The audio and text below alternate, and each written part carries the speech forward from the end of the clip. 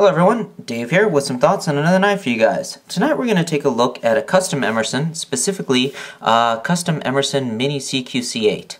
So as you guys may know or have figured out from watching a lot of my vids, I am a very big Emerson fan. I love the products that he creates. I'm a big fan of Mr. Emerson himself. The integrity, the things that he represents, the things he speaks about, they're all fabulous, and I think there's something that you know, should be looked up to and admired. So well, when the New York Knife Show came about a few weeks ago back in November, I had to go, you know, just for the opportunity to speak again with Mr. Emerson, you know, just to talk with him, see what's there, and of course get a chance to enter one of his lotteries for the chance to win one of his knives. And as you could tell from the results, I got lucky and was able to pick one up. And as luck would have it, one of my favorite models too, the Mini 8. So just a little note on that. As you guys may or may not know, there are a number of ways to get a hold of a custom Emerson. The most common way is to get it on the secondary market. The disadvantage there, although, well, opportunity is going to be one thing. They come on the market and they disappear rather quickly because the demand is so high. But the other thing is you'll tend to pay a premium. The other way is to go to one of the knife shows that Mr. Emerson's at, and he'll usually hold a lottery where you basically put your name in and he will draw your name, and when your name is called you get to go up to the table and pick out one of the models he has available. They will come at, you know, he offers them at a very good price compared to the secondary market. If you guys are at all familiar with it, when they hit the secondary market they'll go for upwards of two times and upwards of the price that he charges at the table. So you do get it, I wouldn't say at a discount, but at a very fair rate in my opinion. For a custom knife from such a man as himself, it's really a great deal. So long story short, my name came up and I was fortunate enough to get a chance to go up to the table and purchase this guy. So that's a little bit of the history on this particular one. A little bit on custom Emersons. So the first question that's going to come to your mind, or should come to your mind, is, okay Dave, what separates a custom Emerson from a regular production model? And, you know, without getting one in hand, the visuals are one thing, but to actually hold it and get a feeling for what it is in your hand are two entirely different things.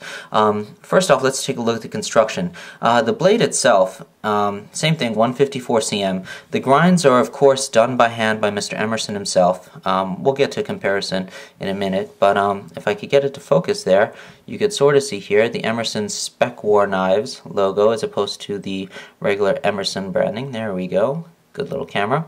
So that's one way that it'll differentiate. The grinds are going to be a little different, and we'll compare that. The next thing is the construction. It features titanium bolsters with a very thick titanium liner lock and micarta scales. Okay.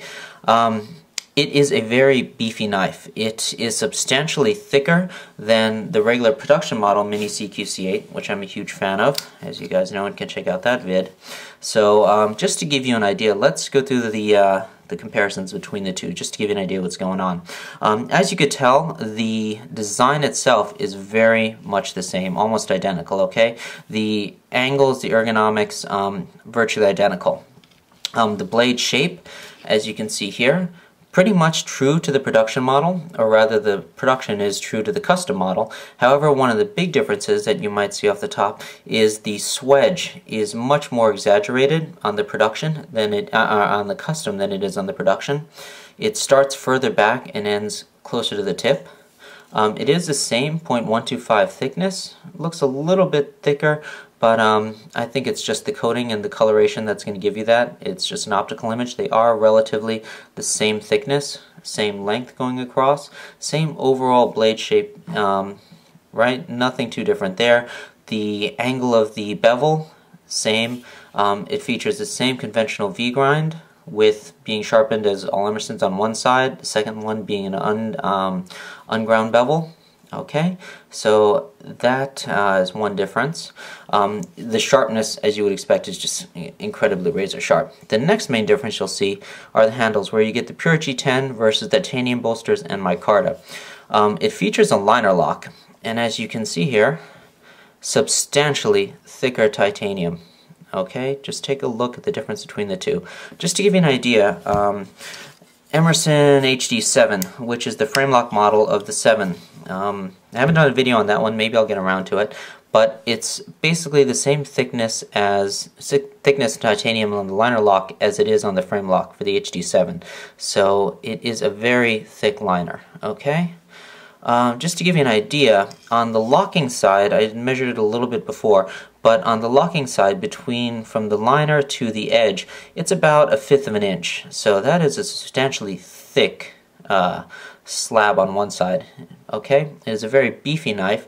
You can sort of see the thickness there. Actually, let's go back to the Mini 8. So, apples to apples comparison. It is a much thicker knife, okay? Which means it feels a lot different in hand. It feels very full. It basically just, as great as the ergonomics are on the production models, when I got this guy in hand, I mean, it's just a whole other world. So if you guys get the chance, definitely try and get a hold of one, take a look at one someday. Feel the difference for yourselves. But essentially, aside from that, I mean, just the workmanship, the craftsmanship that went into it, you can feel the difference. I put on one of these extra Emerson clips. You can get them off his website. The nice little Emerson logo, pretty cool. I thought that would go good with the blade. It's just awesome. Really looking forward to having this guy in pocket, EDCing it. It's just fabulous. As great as the Production 8 was, the Custom is just that and so much more, in my opinion.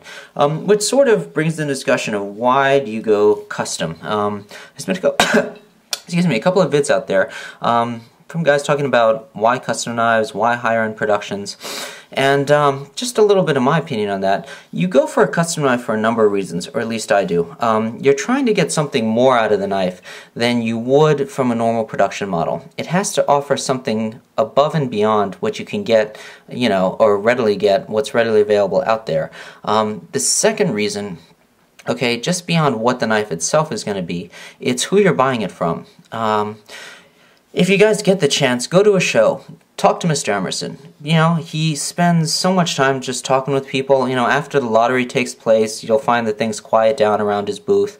And he's more than happy to answer any questions. You know, I got to spend a little bit of time with him. We talked about the history of the Horseman and well, a little bit about that. The Horseman actually is exactly for what it sounds like. He was approached by a couple of guys, you know, ranchers, horsemen, whatever you want to call them, cowboys, modern day cowboys, and they wanted something just like the CQC-8, but in a smaller version with the same cutting potential, same ergonomics, just in a smaller version for obviously on the saddle.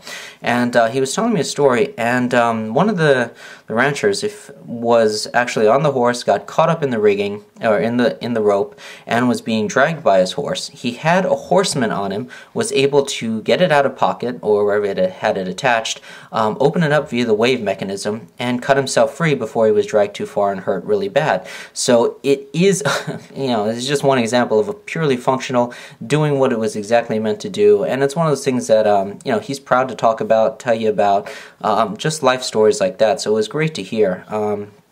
Let's see, you know, and that sort of goes into it.